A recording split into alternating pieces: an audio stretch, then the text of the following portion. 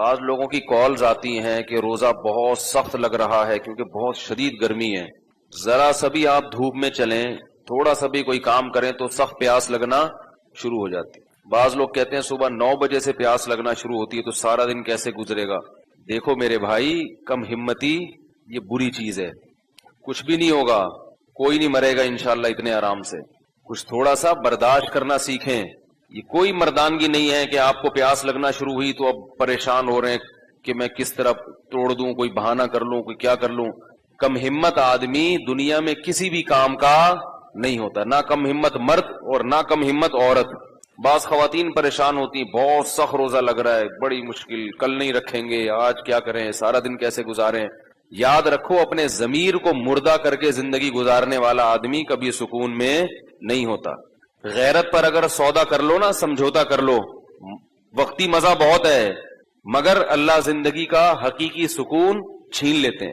جب اللہ نے کہہ دیا فمن شہید منکم الشہر فلیصم, جب رمضان کا مہینہ آئے گا تو تمہیں روزہ رکھنا پڑے گا. جب کہہ دیا تو پیاس زیادہ لگ رہی ہے, کم لگ رہی ہے, بوریت ہو رہی ہے, مزہ آ رہا ہے, نہیں آ رہا, آپ کو روزہ رکھنا پڑے گا. نہیں رکھو گے تو یاد رکھو یہ اسلام کا رکن ہے, جہنم کی آگ کے لیے تیار ہو جاؤ. پھر اس اللہ کو یہ حق حاصل ہے کہ جو پورے سال کھلاتا پلاتا ہے, رزق دیتا ہے, وہ ایک مہینہ اپنے بندوں سے مطالبہ کر سکتا ہے کہ میری خاطر دن میں کھانا پینا چھوڑ دو. روزے تو اصل نام ہی مشقت اور محنت کا ہے. لوگ کہتے ہیں سردی میں رکھ لیں گے. بھائی اللہ تعالیٰ نے گرمیوں میں کیوں رکھ دیے پھر روزے؟ یہ اسلامی جو سال ہے نا, ان میں ایک بڑی حکمت کیا ہے کہ یہ سردی سے گرمی اور گرمی سے سردی کی طرف یہ مہینے کھسکتے رہتے ہیں, تاکہ ایک شخص کی زندگی میں نہ تو ہمیشہ گرمیوں کے روزے آئیں اور نہ ہمیشہ سردیوں کے. یہ بڑی حکمت ہے اس میں. اللہ چاہتے تو انگریزی حساب سے بھی روزے فرض کر سکتے تھے نا. بھائی اللہ میاں چاہتے تو کہتے جون کے روزے رکھا کرو, تو پاکستان والوں کا بیڑا غرق ہو جاتا, اور آسٹریلیا والے وہ بالکل اپوزٹ موسم ہوتا ہے جون میں, وہ پورے زندگی مزے میں رہتے, اور ہم پوری زندگی گرمیوں کے روزے رکھتے. اور جن ملکوں میں جون کے مہینے میں لمبے دن ہوتے ہیں ان کا بھی بیچاروں کا بیڑا غرق ہو جاتا, ساری زندگی ان کو 20-20 گھنٹے کے روزے رکھنے پڑتے. آپ ڈائری لے کے بیٹھا کریں کلپ بنانے پر, جب بھی کوئی ایک ٹاپک ہوتا ہے نا, وہ ٹاپک بعض بڑے اہم ہوتے ہیں, وہ ذہن سے نکل جاتا ہے کیا بولا تھا کیا نہیں تھا.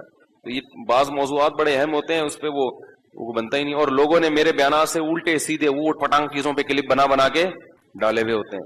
تو یہ حکمت کیا ہے؟ اب ناروے میں 19-20 گھنٹے کا روزہ چل رہا ہے, لیکن اتنے ٹف ہوتے.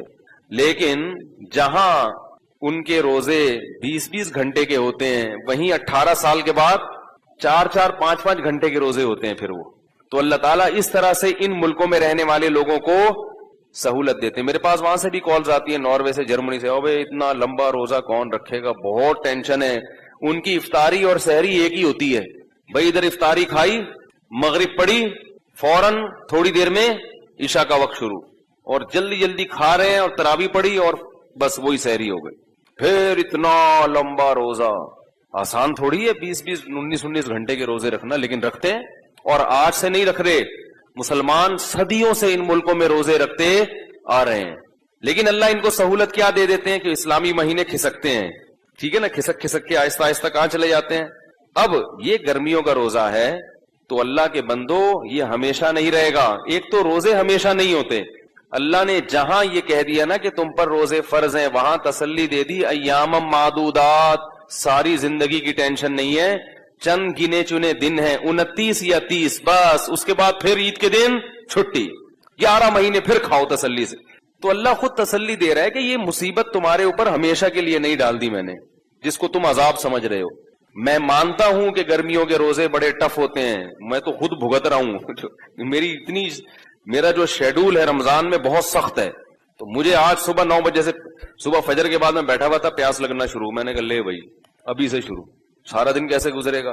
بھائی گزر گیا, بچ گئے, زندہ ہیں آپ. تو پھر جب آدمی پیتا ہے افطاری میں تسلی سے پانی, اس کا اپنا مزہ ہے, رگیں تر ہو جاتی ہیں, کتنا مزہ آتا ہے.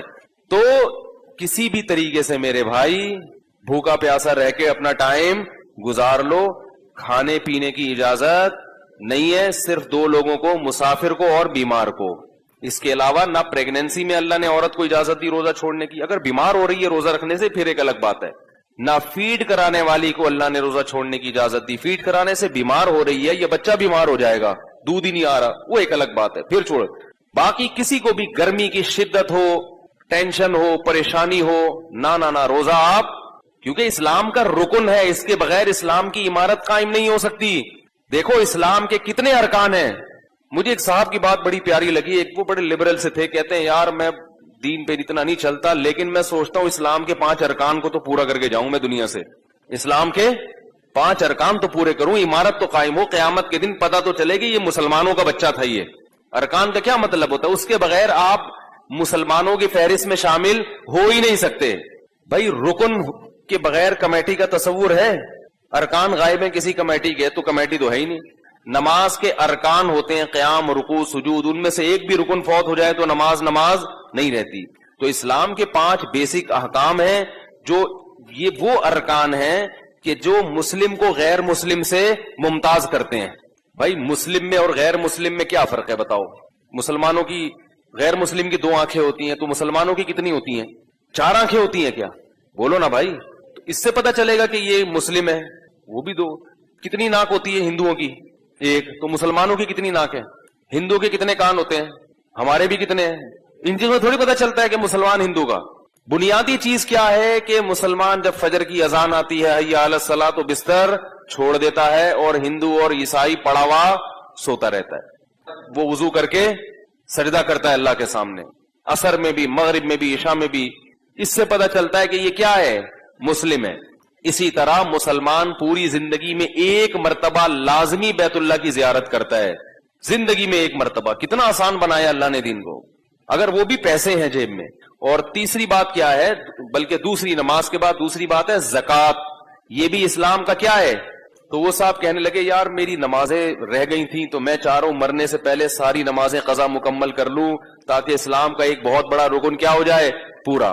دوسرا رکن ہے زکوٰۃ، تو وہ بہت آسان ہے، سال میں 1 مرتبہ 2.5%، 1 لاکھ پہ 2,500 روپے، وہ سال میں 1 دفعہ دینا ہوتا ہے، وہ بھی آسان ہے، کوئی مشکل نہیں ہے۔ تیسرا ہے حج، حج بھی زندگی میں، اور وہ بھی ہر ایک پر نہیں ہے، جس کے پاس کھلا پیسہ ہو جا سکتا ہے۔ زکوٰۃ بھی ہر ایک پر نہیں ہے، تو صرف نماز ہر ایک پر ہے اور روزہ ہر ایک۔ تو ایک نماز ہے اس کو کر لو بھائی، اور ایک کیا ہے؟ اور روزہ نماز سے آسان ہے، اس کو تو فوکس کرو پہلے، کیونکہ نماز کے بارے میں اللہ نے خود فرمایا وَإِنَّهَا لَكَبِيرَةٌ، بڑی مشکل چیز ہے۔ کیوں؟ ساری زندگی پڑھنی پڑتی ہے، سوائے ان لوگوں پہ جن پر اللہ کا خوف ہے، اللہ قرآن میں کہہ رہے ہیں ان پر مشکل نہیں ہے، لیکن عام آدمی پر کیا ہے؟ نماز مشکل ہے، کیونکہ کنٹینیو پوری زندگی۔ روزے اتنے مشکل نہیں ہیں جتنے نظر آتے ہیں، اس لیے کہ اللہ نے فرمایا ایام معدودات، پوری زندگی تھوڑی کہہ رہے ہیں کہ رکھتے رہو بھائی، 29 دن رکھ لو، اور اس میں بھی تمہاری زندگی میں 2 دفعہ گرمیوں میں آئیں گے، وہ ٹینشن والے ہوں گے، اور زندگی میں 2 دفعہ سردیوں میں آئیں گے، وہ تو بہت حلوے کی طرح آسان ہوں گے۔ دسمبر کے روزے بھی ہم نے رکھے ہیں، پتہ ہی نہیں چلتا تھا، اتنی لمبی راتیں ہوتی تھیں کہ آپ نے جناب صبح 6:45 بجے تو 6:15 بجے تک تو سحری چل رہی ہے، 6 بجے سے لے کے شام 6 بجے پھر افطار ہو گیا، 12 گھنٹے کا روزہ، وہ بھی ٹھنڈا ٹھاٹ، اور پھر شام 6 بجے سے لے کے صبح 6 بجے تک 12 گھنٹے ہیں آپ کے پاس کھانے کے۔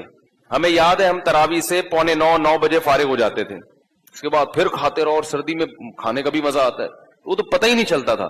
تو زندگی میں 2 مرتبہ کیا ہوتا ہے؟ رمضان آپ کی زندگی میں گرمیوں میں، یعنی 2 مرتبہ کا مطلب یہ کہ 2 ایسے موقع ملتے ہیں جس میں رمضان چند سال تک، بولو بھائی، گرمیوں میں آتے ہیں۔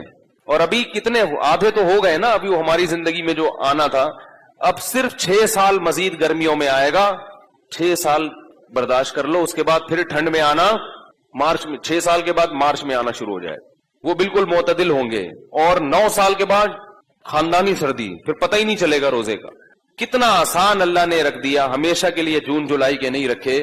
36 سال کے بعد روزہ ریپیٹ ہو جاتا ہے، سمجھ رہے ہو؟ 36 سال کے بعد اسی موسم میں آتا ہے جس میں 36 سال پہلے آیا تھا۔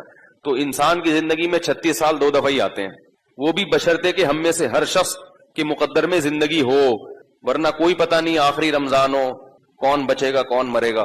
تو اس لیے کم ہمتی. مجھے بہت غصہ آتا ہے جب ہٹے کٹے لوگ کہہ رہے ہوتے ہیں یار برداشت نہیں ہو رہا میرے سے، برداشت نہیں ہو رہا. تھپڑ مارو جا کے کم وقت کو. کم ہمت ہو گئے ہیں بالکل ہی. کچھ نفس کے خلاف اور کچھ اپنی خواہشات کے خلاف کرنے کی قوت ہی ختم ہو گئی ہے. کیا کرو گے دنیا میں؟ سروائیو کیسے کرو گے؟ انسان کو دنیا میں کچھ بھی کرنے کے لیے نا اپنی خواہشات کو قربان کرنا پڑتا ہے. ساری خواہشات کسی کی بھی پوری نہیں ہوتی. اس لیے ہمت کر کے روزے رکھیں، دل لگے نہ لگے. میں بار بار کہتا ہوں کچھ بھی نہیں ہوتا، پڑ جاؤ آرام سے، کروٹیں لیتے رہو، ٹھنڈے پانی سے نہاتے رہو، بیٹھے رہو، مری چلے جاؤ. اگر اللہ نے پیسہ دیا ہے، کہاں جا کے بہت سے لوگ پنجاب کے پیسے والے ہیں لیکن رمضان کے روزے نہیں چھوڑتے، تو وہ کہاں چلے جاتے ہیں؟ مری چلے جاتے. ٹھیک ہے، اللہ نے اگر پیسہ دیا لیکن روزہ چھوڑنے کی میرے بھائی اجازت نہ، چھوڑنے کی نہ توڑنے کی. سستی نہیں کرنی ہے اس میں. رہا یہ مسئلہ کہ مزدور کیسے رکھے گا، یہ مسئلہ میں بار بار بتا چکا ہوں. تو ایک عالم مزرن، میں نے یہ 2-3 دن سے تھوڑا سا یہ کلپ دیکھے، یہ جو لائیو شو چلتا ہے نا ڈاکٹر عامر لیاقت صاحب کا، اس میں کچھ علماء بیٹھے ہوئے ہوتے ہیں آپس میں بحث. تو اس میں ایک عالم یہ کہہ رہے تھے کہ مزدور کے لیے جو ہے نا سخت مجبوری ہے تو روزہ چھوڑنا جائز ہے. اور ایک مولوی صاحب کہہ رہے تھے نہیں مزدور روزہ نہیں چھوڑ سکتا. تو دوسرے نے کہا کہ یہ جو مولوی صاحب کہہ رہے ہیں نا جو مزدور روزہ نہیں چھوڑ سکتا، یہ ایئر کنڈیشن روم میں بیٹھ کے کہہ رہے ہیں، یا ذرا اس مزدور کی جگہ جا کے کھڑے ہوں پھر یہ فتویٰ دیں. تو یاد رکھو ایئر کنڈیشن روم میں بیٹھ کے بھی وہی بات کی جائے گی جو شریعت کی ہے، اور دھوپ میں بیٹھ کے بھی وہی بات کی جائے گی. جو کوئی مفتی ایئر کنڈیشن روم میں بھی بیٹھا ہو تو وہ یہ فتویٰ نہیں دے سکتا کہ مزدور روزہ چھوڑ سکتا ہے. مزدور کو روزہ چھوڑنے کی اجازت نہیں ہے، کیونکہ یہ اللہ کا قانون ہے اور اللہ نے یہ عرش پہ بیٹھ کے قانون بنایا ہے اور محمد صلی اللہ علیہ وسلم کا یہ قانون ہے. مفتی چاہے اے سی میں بیٹھے، گدے پہ بیٹھے، ٹھیک ہے، وہ اپنی طرف سے مزدور کو رعایت، کیونکہ روزہ مزدور مفتی صاحب کے لیے نہیں رکھ رہا، کس کے لیے رکھ رہا ہے؟ تو لوگوں کے اوٹ پٹانگ کمنٹس ہوتے ہیں. تو ایک مولوی صاحب یہ کہنے لگے کہ بھائی جب نبی صلی اللہ علیہ وسلم نے سفر میں صحابہ کو ایک موقع پہ روزہ توڑنے کا حکم دیا، جہاد کا سفر تھا، بے ہوش ہو رہے تھے صحابہ، تو آپ نے سب کو حکم دے دیا روزہ توڑ دو، خود بھی آپ نے پیالہ پیا، اور پھر بھی جنہوں نے روزہ رکھا تو آپ نے فرمایا کہ آج کے دن جنہوں نے روزہ توڑا وہ زیادہ اجر ملا اور جنہوں نے رکھا ان کو اجر کم ملا. تو جب اس موقع پہ نبی نے اجازت دے دی تو اس کا مطلب ہے کہ اتنی ٹینشن اسلام میں بولو بھائی نہیں ہے. تو یہ وہ لوگ ہوتے ہیں جو قرآن و حدیث کی روح کو نہیں سمجھتے. اپنی طرف سے ایسے قیاس کرنا، قیاس کے بھی کچھ شرائط ہیں، اس اصول ہیں جو مدارس میں پڑھائے جاتے ہیں. نبی صلی اللہ علیہ وسلم نے روزہ توڑا ہے سفر میں. سفر میں تو روزہ ویسے بھی واجب بولو بھائی نہیں ہے، اور دوسرا سفر بھی جہاد کا تھا. اگر اس طرح سے معاملہ ہوتا اور صحابہ بے ہوش ہو کے گرنے لگتے، شکست کا اندیشہ تھا. جہاد ایسی چیز ہے جس میں اتنا اس قدر چھوٹ دی گئی ہے کہ اگر دشمن آپ کے مسلمان لوگوں کو قیدیوں کو ڈھال بنا لے تو فقہا کہتے ہیں کہ ان کو بھی قتل کرنا جائز ہے. نہیں یاری بات بھائی، آپ دشمن سے لڑ رہے ہیں میدان جہاد میں، گولیاں چلا رہے ہیں، تیر پھینک رہے ہیں، انہوں نے جو مسلمان قیدی تھے نا وہ اپنے آگے ڈھال بنا دیے. کیا کر دیے؟ ڈھال بنا. اب آپ ان کو کیسے مارو گے؟ لیکن نہیں مارو گے تو فتح کس کی ہو جائے گی؟ ان کی. اس لیے فقہا نے دیا کہ مار دو. فقہا نے کیا کیا کہ کیا فتویٰ دیا؟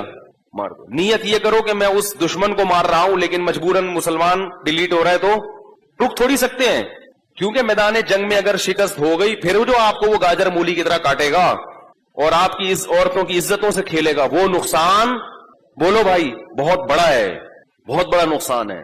تو جہادی سفر کو عام سفر پہ بھی قیاس نہیں کیا جا سکتا، اور حالت حضر کو سفر پہ تو بالکل بھی قیاس نہیں کیا جا سکتا. تو اللہ تعالیٰ نے جو قرآن اور سنت کی روشنی میں جو صحیح بات ہے جو فقہا بیان کرتے ہیں، اس لیے میں کہتا ہوں قرآن و حدیث کو حقیقی معنوں میں فقہا نے سمجھا ہے. آپ کی اپنی رائے کا اعتبار، ہر آدمی قرآن و حدیث کا لیبل تو لگا رہا ہے، مگر ضروری نہیں کہ وہ عوام کے پاس علم نہیں ہے، وہ 2-4 روایتوں اور 2-4 واقعات کو دیکھ کے متاثر ہو جاتے ہیں کہ مزدور چاہے کتنی سخت ٹینشن میں ہو اس کو روزہ چھوڑنے کی اجازت بولو بھائی نہیں ہے. اب سوال پیدا ہوتا ہے وہ کرے گا کیا؟ کیونکہ مفتی صاحب تو ایئر کنڈیشن میں بیٹھ کے فتویٰ دے رہے ہیں، وہ اس مزدور کی جگہ جائیں تو وہ بھی یہ کہیں گے کہ چھوڑ دو. ناممکن ہے نا اس کے لیے تو رکھنا. اتنی گرمی میں جو کدال چلا رہا ہے وہ تو 1 گھنٹے میں بے ہوش ہو جائے گا. اس کا مسئلہ یہ ہے کہ پہلے تو وہ یہ کوشش کرے کہ دن کے وقت میں ایسا محنت مزدوری والا کام نہ کرے. وہ رات کو میں نے دیکھا ہے بہت سے پٹھان مزدوروں کو روزے نہیں چھوڑتے. پٹھان مزدور ایک بڑی پیاری بات ہے ان لوگوں میں، نہ نماز چھوڑیں گے نہ روزہ چھوڑیں گے. اس لیے میں تلاش کرتا ہوں پٹھان مزدور زکات دینے کے لیے رمضان میں تلاش کرتا ہوں, اور حرام خور جو روزہ خور مزدور ہوتے ہیں نا ان کو نہیں دیا کرو, کم بختوں کو.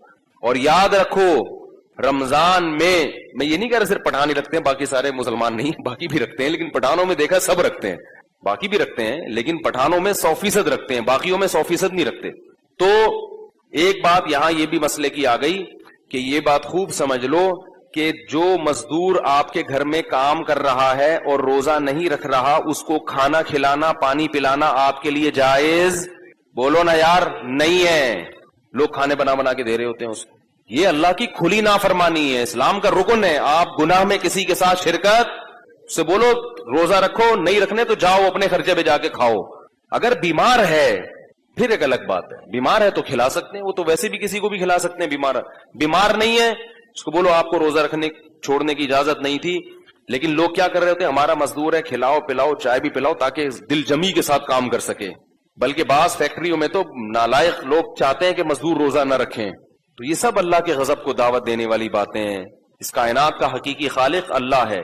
ہاں میں یہ کر رہا تھا کہ مزدور کرے گا کیا, تو مزدور یہ کرے گا یا تو رات کے وقت, اور اگر یہ ممکن نہیں ہے تو چھٹیاں لے لے رمضان میں. یہ بھی ممکن نہیں ہے کہ چھٹیاں لے کے دہاڑی نہیں بنے گی, گھر میں کھانے کے لالے پڑ جائیں گے, تو پھر وہ روزہ رکھے گا. اور اگر ایسی کنڈیشن اس کی روزے کے دوران ہوتی ہے کہ بے ہوش ہونے لگتا ہے یا چکر آنے لگتے ہیں, بیمار ہونے لگتا ہے, تو پھر بیمار آدمی کو روزہ توڑنے کی بولو بھائی اجازت. اس لیے فقہا نے جو قرآن و سنت کو سمجھا ہے نا, یہ اپنی عقل نہیں استعمال کر رہے, یہ قرآن کہہ رہے روزانہ روزہ رکھے, روزانہ توڑ دے, گناہ نہیں ہے, چھوڑے گا تو گناہ ہوگا. اب لوگ کہتے ہیں کہ جب رکھ کے توڑنا ہی ہے تو رکھنے کی کیا ضرورت, تو پھر یہ آپ کی اپنی عقل ہے جو قرآن و سنت کے خلاف ہے. کیونکہ قرآن کیا کہہ رہا ہے کہ مریض اور مسافر چھوڑ سکتا ہے, اس کے علاوہ نہیں. رکھے گا, جب یہ کنڈیشن بن گئی تو توڑ دے گا, بلکہ وہ خود نہیں توڑ رہا تو آپ توڑوائیں اس سے زبردستی. نہیں آ رہی بات, بے شک روزانہ توڑ دے, کوئی حرج نہیں ہے, کیونکہ اس نے یہاں بھی اللہ کے حکم کو فالو کر رہا ہے اور توڑنے میں بھی کس کے حکم کو. کیونکہ بیمار آدمی ہو اور جان پہ بن جائے تو صرف توڑنا جائز نہیں ہے بلکہ توڑنا واجب ہے, کیونکہ جان بچانا پہلے فرض ہے. تو ہم نہیں کہہ رہے کہ وہ مر جائے اور شام کو اس کی لاش اٹھے, یہ نہیں کہہ رہے ہم یہ کہہ رہے ہیں کہ رکھے گا روز, کوشش کرے گا حتی الامکان اتنی محنت نہ کرے کہ شام تک نہ چل سکے. لیکن اگر ایسی کنڈیشن بن گئی تو پھر کیا حکم ہے, توڑ دے روزہ. اور یہ والا روزہ پھر سردیوں میں قضا کر لے, روز رکھے گا چاہے روز توڑنا پڑ جائے. یہ فتویٰ ہے قرآن و سنت کے عین مطابق. سمجھ رہے ہو کہ نہیں سمجھ رہے, چھوڑنے کی جات نہیں ہے. ہاں, اور یہ بھی یاد رکھو کہ بہت سے بیمار نا خام خامے فنٹر بننے کی کوشش بھی کرتے ہیں. ابھی ہمارے ایک دوست ہیں یہیں بیٹھے ہوئے تھے, ٹائیفائڈ ہوا ہوا ان کو, ٹائیفائڈ کے بعد ابھی اٹھے, ہاتھ کانپ رہے ہیں, کمزوری بہت زیادہ, اور روزے رکھ رہے ہیں. میں نے کہا آپ نہیں رکھو روزے, آپ اپنی کنڈیشن دیکھو یار, ابھی ٹائیفائڈ کا حملہ ہوا ہے آپ کے اوپر, بیماری سے اٹھے ہو, دوبارہ حملہ نہ ہو جائے, کمزوری میں تو دوبارہ بیماری, کانپ رہے ہیں ہاتھ. لیکن ماشاءاللہ کہہ رہے ہیں پھر پتہ ہی نہیں چلے گا رمضان کا, اسی دفعہ پتہ چلے گا, اگلی دفعہ بس اسی دفعہ 2-4 دن پتہ چلے گا, اگلی دفعہ کا پھر چانس. ہم چاہتے ہیں کہ 25-30 سال اور پتہ چلتا رہے رمضان. تو بیماری میں اگر بیماری بڑھنے کا اندیشہ ہے تو پھر روزہ چھوڑ دینا افضل ہے, کیونکہ اللہ کی گنجائشوں سے فائدہ اٹھاؤ, اللہ کے سامنے بھکاری بن کے رہے. اللہ تو نے مجھے ایک تحفہ دیا میں اسے لوں, اللہ کے سامنے فنٹر گیری نہیں کرو کہ آپ کو ایک گفٹ دے رہا ہے, آپ کہہ رہے ہیں مجھے ضرورت ہی نہیں, میں تو ایسے ہی چلاؤں گا ٹائیفائڈ میں. تو اگر ایسی کنڈیشن ہے تو پھر انسان اللہ کی رخصت سے فائدہ اٹھا. لیکن جہاں اللہ نے رخصت دی ہے, اللہ نے گرمی کی وجہ سے رخصت نہیں دی, مزدوری محنت کی وجہ سے رخصت نہیں دی ہے, وہ تو رکھنا پڑے گا. کتنی ٹینشن, روزہ تو نام ہی ٹینشن کا ہے نا, روزہ نام اس کا ہے کہ تڑپو پیاس میں, بھوک میں تڑپو, ٹینشن ہو, اسی میں ثواب ہے. صحابہ کرام اتنے مزے سے خوشی سے روزے رکھتے تھے, ہم تو صرف رمضان کے نا وہ نفلی روزے گرمیوں میں رکھتے تھے. حضرت جابر رضی اللہ تعالیٰ عنہ غالباً جب ان کی موت کا وقت آیا رو رہے تھے. لوگوں نے پوچھا کہ ہم موت کے ڈر سے رو رہے ہیں, فرمایا نہیں, گرمیوں میں جو اللہ کے لیے روزے رکھتا تھا اور پیاس کی شدت سے جو زبان خشک ہوتی تھی, اس میں جو مزہ آتا تھا, وہ مزے اب ختم ہو رہے ہیں. کیونکہ جس کو عشق ہوتا ہے نا اللہ سے, اس کو تو محبوب کی یاد میں تڑپنے میں مزہ آتا ہے. متنبی نے کیا پیاری بات کی ہے, عدل العوادل حول قلب التائہ. مجھے یاد دلانا ہے, روزے کے کفارہ بھی بیان کروں گا, یہ جو توڑ دیتے ہیں نا ان کو سزا کیا ہے دنیا میں اس کی. عدل العوادل حول قلب التائہ وهو الاحبۃ منه فی سودائہ. شاعر کہتا ہے کہ ملامت کرنے والوں کی ملامت میرے دل کے ارد گرد گھومتی ہے اور محبوب کی محبت میرے دل کے سیاہ نقطے میں ہے. تو جو مجھے محبوب کے بارے میں ملامت کرتا ہے اس ملامت کا میرے دل پہ اثر ہی نہیں ہوتا, کیونکہ وہ دل کے اندر ملامت گھستی نہیں ہے. محبت دل کے اندر ہے اور ملامت دل کے باہر باہر گھومتی رہتی ہے. یا تو محبت دل کے باہر ہوتی تو ملامت جا کے اس کو ٹکر مار کے باہر نکال دیتی, گھس ہی نہیں رہی. اب سوال یہ پیدا ہوتا ہے, اگلے شعر میں جواب دیتا ہے کہ سوال یہ پیدا ہوتا ہے کہ ملامت دل کے باہر کیوں گھومتی ہے, دل کے اندر کیوں نہیں گھستی؟ بھائی جیسے محبوب کی محبت دل کے اندر گھس گئی تو یہ جو لوگ ملامت کر رہے ہیں مجھے محبوب کے بارے میں, یہ ملامت بھی دل میں گھس کے اس کو نکال دے. شاعروں کے کلام میں بڑی بلاغت ہوتی ہے. تو وہ جواب دیتا ہے یشک الملام الی اللوائم حرہ ویصد حین یلمن عن برحائہ. کہتے ہیں وہ ملامت اصل میں گھسنے کی کوشش کرتی ہے, لیکن محبوب کی محبت سے دل گرم اتنا ہوتا ہے کہ اس کی گرمی کی وجہ سے وہ جلنے لگتی ہے اور واپس جا کے جس نے ملامت کی ہے نا اس کو شکایت کرتی ہے کہ کدھر بھیج دیا تم نے جا کے, مجھے نہیں آ رہی بات سمجھ. جا کے کس کو شکایت کرتی ہے؟ جس نے ملامت, جو ملامت کرنے والے ہیں نا, وہ تو کہہ رہے ہیں ملامت کرنے والیاں, لیکن میں والے بنا رہا ہوں اس کو فی الحال, کیونکہ آپ پھر ادھر ادھر دماغ آپ کا جائے گا. وہ تو کہہ رہے ہیں ملامت کرنے والیاں, کیونکہ عورتوں کی ملامت کا اثر زیادہ ہوتا ہے انسان کے اوپر. کہتے ہیں جو ملامت کرنے والیاں ہیں نا ان کو جا کے بتاتی ہے ملامت کہ بھائی بھیجا تم نے غلط جگہ پر ہے, اس کا دل بہت زیادہ گرم ہے. تو اللہ کی محبت کا عشق اگر دل میں پیدا ہو جائے, محبت پیدا ہو جائے, تو انسان پھر لوگوں کی ملامت اور اپنے نفس کی ملامت ان چیزوں سے, لوگ تو کہیں گے کیا سوکھے جا رہے ہو روزے رکھ کے, کیا ہو گیا. جو لبرل لوگ ہیں نا ان کو یہ مسلمانوں کی یہ بہت بڑی حماقت لگتی ہے بھوکا پیاسا رہنا. یہ جو ہے سارا دن بھوکے پیاسے رہتے ہیں, یہ جو لبرل لوگ ہیں نا یہ ہنستے ہیں مسلمانوں پہ, یہ بے وقوف لوگ ہیں, سارا دن بھوکے پڑے ہوئے ہیں, کوئی کام ہی نہیں ہو رہا. انگریز کہاں جا رہے ہیں, ترقی کر کے چاند پہ پہنچ گیا, اور یہ صبح 4 بجے کے کھا رہے ہیں, سارا دن بھوکے. نہ دفتروں میں صحیح طرح سے کام ہوتا ہے, حقیقت ہے روزے میں کام نہیں ہوتا, یعنی عام طور پر بیٹھے ہوئے ہیں سوکھے سوکھے, نہ گٹکا منہ میں نہیں ہوتا. کوئی آئے نا مسئلہ پوچھنے کے لیے, وہ آدمی کو غصہ آنا شروع ہو جاتا ہے. ہر چیز میں پکوڑے نظر آ رہے ہوتے ہیں اس کو, ہر چیز میں جناب اس کو شربت نظر آ رہا ہوتا ہے. اور کیسے, میں تو آج کل ٹف روزے چل رہے ہیں, گھر والوں کو بولا ہوا ہے کہ پہلے 5 منٹ پہلے پورا دسترخوان سج جانا چاہیے, ہر چیز ہو. انتظار کی, ادھر اذان ہوئی اور پتہ چلا پانی فریج سے نکال کے لایا جا رہا ہے, یہ برداشت نہیں ہے بھائی. سب رکھا ہوا ہو, سب رکھا ہوا. بل ایسی ٹینشن چل رہی ہے آج کل, کیونکہ کام بولنا بہت پڑ رہا ہے نا مجھے, رمضان دن کے وقت بھی میرے وہ ہوتے ہیں ریکارڈنگ وغیرہ. تو میں یہ عرض کر رہا تھا کہ بھائی اللہ کی محبت ہے تو برداشت کرنا پڑے گا. تو یہ جو لبرل لوگ ہیں نا جو اسلام کا مذاق اڑاتے ہیں مسلمانوں کا, یہ بیوقوف, یہ بالکل ایسے ہی ہے کہ نوح علیہ السلام جب کشتی بنا رہے تھے نا تو قوم مذاق اڑا رہی تھی. نوح علیہ السلام نے کہا ابھی تم اڑا لو, کل ہم تمہارا مذاق اڑائیں گے. جس خدا نے پیدا کیا, جس رب نے بنایا, اس کا حکم ہے کہ چھوڑ دو کھانا پینا, اس کا حکم ہے, اور اجازت دی غروب آفتاب کے بعد کھاؤ, تو ہم اس کے حکم میں کر رہے ہیں. کوئی اور ہمیں کہتا تو ہم اتنے بیوقوف, کسی کے کہنے پہ تو ہم چائے اور گٹکے نہیں چھوڑتے. کھانا کہاں سے چھوڑ دیں گے؟ آپ کا باس آپ کو کہے کہ دوپہر کا لنچ چھوڑ دو گے؟ بولے گے جاب چھوڑ دوں گا میں, لنچ. اگر کوئی آپ کا باس گھر میں آ کے کہے آپ سے کہ میں تجھے جاب سے نکال دوں گا, صبح کا ناشتہ چھوڑ دے, وہ بولے بھائی میں اپنی کمپنی کھول لوں گا, صبح کا ناشتہ نہیں چھوڑوں گا میں. یہ تو اللہ نے کہا ہے تو وہی ہم کرتے ہیں, ورنہ ہم کسی کو اتنی لفٹ نہیں کراتے.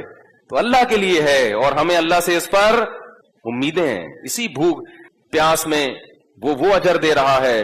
للصائم فرحتان, روزے دار کے لیے وقت اور ایک قیامت. کیسا مزہ آتا ہے خدا کی قسم, پانی پی پی کے, کھجورے کھاؤ, پانی پیو. افطار میں اوٹ پٹانگ چیزیں نہیں کھایا کرو, کھجوروں کو زیادہ فوکس کیا کرو, صحیح ہے نا, اس سے طاقت بھی آتی ہے, وزن نہیں بڑھتا, توانائی فل ملتی ہے, اور کھجور سے خون اچھا بنتا ہے. جب کمزور ہو گئے نا خون تو بنے گا. اب وہ چاہے الٹی سیدھی چیزیں کھا کے سڑا ہوا خون پیدا کر لو, خون کی کمی ہو جاتی ہے نا, اور چاہے تو نفیس چیزیں کھا کے. اچھا یہ آپ کے پاس رمضان میں آپ کو یہ آپشن ملتا ہے. میں اس لیے بار بار کہتا ہوں کہ رمضان میں اپنی خوراک کا شیڈول ہمیشہ کے لیے چینج کر دو, عادت بنا لو. اچھی اچھی چیزیں کھائیں گے, گندی چیزیں کہیں, یہ تیل ویل چکنے چپڑے, پکوڑا بھی کچھ تھوڑا سا تیل میں ہو اور اچھے والے تیل میں. یہ جو بازار کے پکوڑے ہیں نا, یہ اس تیل کو تلچھٹ بنا کے جلا کے 50 لوگوں کو کے پکوڑے اس میں تلے ہوتے ہیں, وہ ڈیزل بن چکا ہوتا ہے وہ جو بازار میں پکوڑے ہو رہے ہیں. تو اگر کوئی اچھا ہے جاننے والا تو پھر تو ٹھیک ہے. تو یہ جو ایسی چیزیں ہیں نا, ان سے کیا کر لو, تو آپ دیکھو 1 مہینے کے بعد آپ کے ایسا خون نتھر جائے گا, آپ کی آنکھوں میں بینائی تیز ہو جائے گی, آپ کے دماغ فریش ہو جائے گا, تو یہ رمضان میں اللہ نے ہمیں بہت اچھا موقع دیا ہے اپنی خوراک کے شیڈول کو چینج کرنے کا. اچھی اچھی خاندانی چیزیں کھانا شروع کر دو, زیتون, انجیر, شہد, اور کیا ہے یہ جو ہے آپ کا, اور کھجور, دلیا, جو, یہ چیزیں کھانا شروع کر دو, سمجھ رہے ہو, اپنے خرچے پہ. اچھا تو جلدی سے میں اس طرف آ جاؤں. تو رمضان کا روزہ اگر کسی نے جان بوجھ کر توڑ دیا اور یہ کہتے ہوئے کہ مجھ سے پیاس برداشت نہیں, بیماری نہیں ہے, نہ مرنے کا اندیشہ ہے, وہ تو الگ بات ہے. ویسے یار میں مجھ سے کوئی کام ہی نہیں ہو رہا, میرے سے برداشت نہیں ہو رہا, بار بار کولر کی طرف دل چاہ رہا ہے, اور ایک قطرہ بھی حلق میں اتار لیا تو روزہ بھی ٹوٹ گیا. اور سزا کیا ہے؟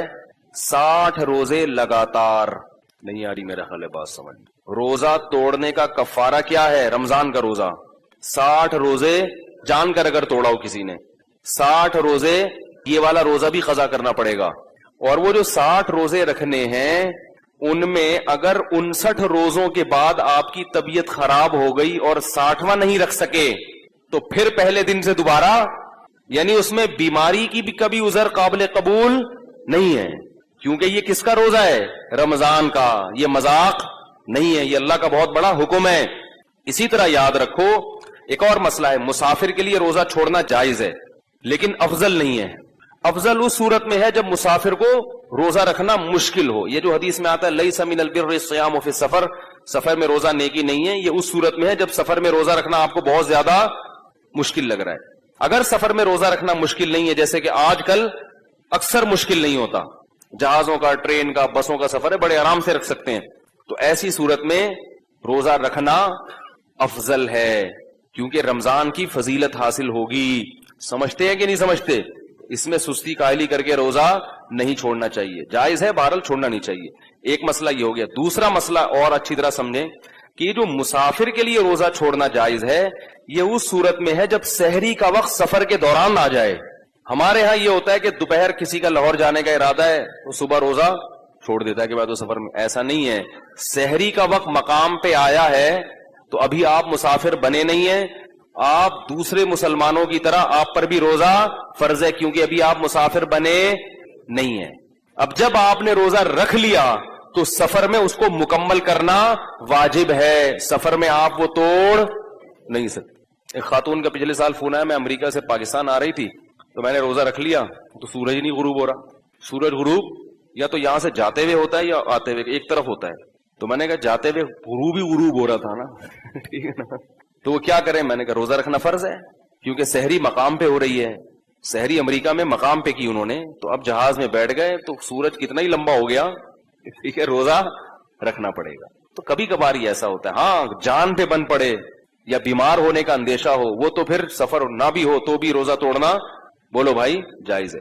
تو ایک مسئلہ ہے. دوسرا مسئلہ یہ, مسافر نے روزہ چھوڑ دیا, سفر میں سحری آئی تھی, آپ یہاں یعنی آپ جہاز میں بیٹھے لاہور سے کراچی آ رہے ہیں, راستے میں سحری کا وقت ہو گیا جہاز کے دوران یعنی پرواز کے دوران, تو آپ روزہ چھوڑ سکتے ہیں, آپ نے چھوڑ دیا روزہ. لیکن جب آپ نے روزہ چھوڑا تو جہاز میں ہی بیٹھ کے جتنا کھانا ہے کھا لیں. جب ایئرپورٹ پہ آپ اترے اور کراچی میں مقیم بن گئے تو جیسے ہی اپنے علاقے میں داخل ہو گئے یعنی شہر میں داخل ہوئے تو اس وقت کھانا پینا آپ کے لیے جائز نہیں ہے, بند, کیونکہ اب آپ مسافر نہیں رہے. اگرچہ روزہ نہیں ہے لیکن روزے داروں کی طرح آپ کو رہنا پڑے گا کیونکہ آپ نہ مسافر رہے نہ مریض رہے. تو فمن شہید منکم الشہر, کہ تم میں جو اس مہینے کو پائے گا وہ روزہ رکھے, تو اس کو روزہ رکھنا اگرچہ یہ شرعی روزہ نہیں ہوگا کیونکہ سحری, کیونکہ وہ تو کھاتے آ رہے ہیں نا, لیکن پھر بھی روزے داروں کی طرح رہنا آپ پر کیا ہو جائے گا؟ واجب ہو جائے گا. نہیں آ رہی بات؟ ہم نے دیکھا ہے مسافر کا روزہ نہیں ہے, وہ آ کے کھا رہا ہوتا ہے. بھائی اب تو مسافر نہیں رہے نا تم, اب تھوڑی مسافر ہو, اب چپ آرام سے جیسے دوسرے بیٹھے ہوئے ہیں نا اس طرح بیٹھو, کھانے پینے کی اجازت. وہ کہتے ہیں جب میرا روزہ ہی نہیں ہے تو روزہ بھی مجھے بعد میں بھی قضا کرنا پڑے گا اور اب بھی مجھے کھانے پینے کی اجازت نہیں ہے. بالکل ایسا ہی ہے, بعد میں یہ قضا بھی کرنا پڑے گا کیونکہ آدھے دن تو آپ چرتے رہے نا, آدھے روزے تھوڑی ہوتے ہیں, اور آدھا دن آپ کو روزے داروں کی طرح رہنا بھی پڑے گا. سمجھ رہے کہ نہیں سمجھ رہے؟ تو یہ حکام ہے جن کی لوگ رعایت نہیں کرتے. تو یہ تو خیر آج کا موضوع اسی طرف چلا گیا. اب میں چھوٹی بات کی ہے, آج کل وہ جو لائیو شو میں ہوا نا, وہ عامر لیاقت صاحب کے وہ پڈے بازی ہو گئی, تو ہمیں ان شووں سے وہ نہیں ہے کہ کیا ہوا کیا نہیں ہوا, اس میں کچھ باتیں جو غلط ہیں اور وہ ان کو ڈیفائن کرنا یا ان کو ہائی لائٹ کرنا اس لیے ضروری ہے کہ یہ آئندہ بھی ہو سکتا ہے، اور اس میں لوگ دلچسپی لیتے ہیں، دھڑے بندی ہو جاتی ہے. تو علماء کی بہرحال ذمہ داری ہوتی ہے کہ اگر کسی پہ ظلم ہوا ہے تو اس ظلم کو میں سمجھتا ہوں بیان کیا جائے. اس میں جو اہل حدیث عالم تھے، میں یہ سمجھتا ہوں ان کے ساتھ بہت ناانصافی ہوئی ہے، کیونکہ وہ نہ کہہ رہے میں ذاکر نائک کا خلیفہ ہوں، نہ میں وہ کہہ رہے میں وہ ایک بات کر رہے ہیں، لیکن اس کو توپے لے کے گستاخ رسول پر خام خام میں زبردستی. تو میں یہ سمجھتا ہوں کہ یہ جن لوگوں نے بھی اس طرح کیا ہے انہوں نے کوئی ذمہ داری کا ثبوت نہیں دیا.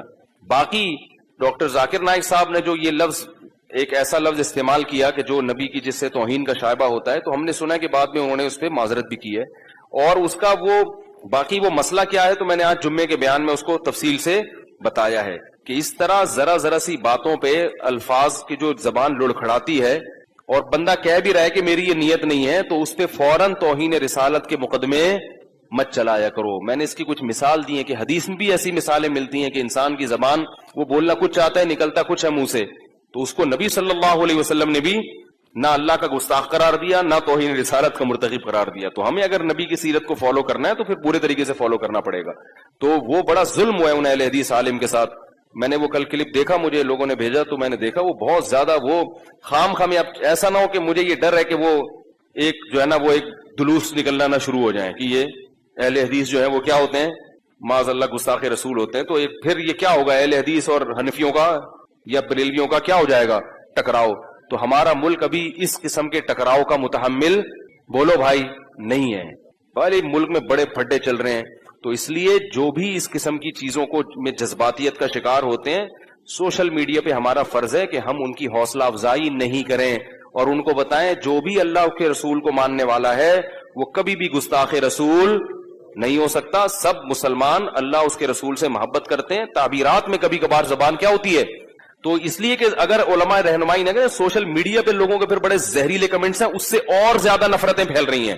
ہر آدمی اپنے ایک فرقے کو لے کے نا اب اس کو موقع مل گیا ہے. کوئی بھی ایسا جیسے کوئی کمزور پٹ رہا ہو نا اب اس کمزور نے آپ کے پیسے بھی لیے ہوئے تھے، بلکہ ایک طاقتور پٹ رہا ہو، فرض کریں اس نے آپ کے بھی پیسے لیے ہوئے تھے، تو آپ اس کو مار سکتے نہیں تھے. اب کیا ہوا ہے کہ وہ لوگ اس کو کوٹ رہے ہیں تو آپ بھی جا کے اس پہ چوری کا الزام لگا کے تھپڑ مار. مقصد چوری نہیں ہوتی، مقصد ہوتا ہے کہ اس نے جو ہے نا میرے پیسے دینے. ہم سرگودا میں تھے تو ایک چور پکڑا گیا، تو ایک صاحب نے اس کو 2-3 لوگوں نے نا اس کو درخت سے باندھ دیا. چور بڑا طاقتور تھا. اب لوگوں نے اس کو چانٹے مانٹے مارنا شروع کیے. تو میں چھوٹا بچہ تھا تو میں نے دیکھا پورا محلہ آ کے اپنی چانٹوں کی تھرک وہاں پوری کر رہا ہے، کیونکہ بہت سے لوگوں کو نا پیٹنے کا شوق ہوتا ہے لیکن ان میں اتنا دل ہوتا نہیں ہے کہ کسی پہ ہاتھ اٹھائیں. تو سب نے آگے بولا یہ بندہ ہوا ہے، ہاتھ بھی بندے ہوئے ہیں، چوری کی ہے، پٹاخ. دوسرا آ رہا ہے وہ بھی پٹاخ لاتے ہیں گھوسے.